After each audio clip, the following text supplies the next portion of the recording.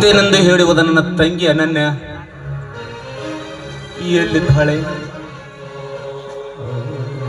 ಕಾಣ್ತಾ ಇಲ್ಲವಲ್ಲ?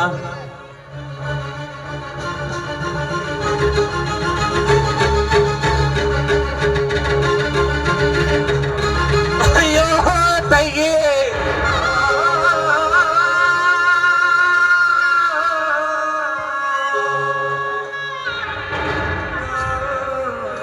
ಏನಾಯಿತಮ್ಮ ನಿನಗೆ?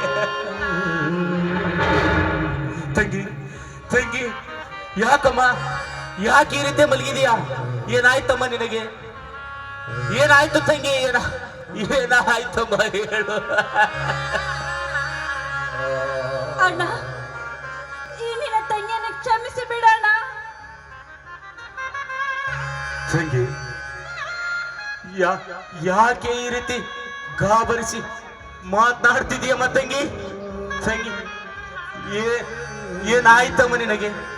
ಕ್ಷಮಿಸುವಂತ ತಪ್ಪು ನೀನೇನು ಮಾಡಿದೆಯಮ್ಮ?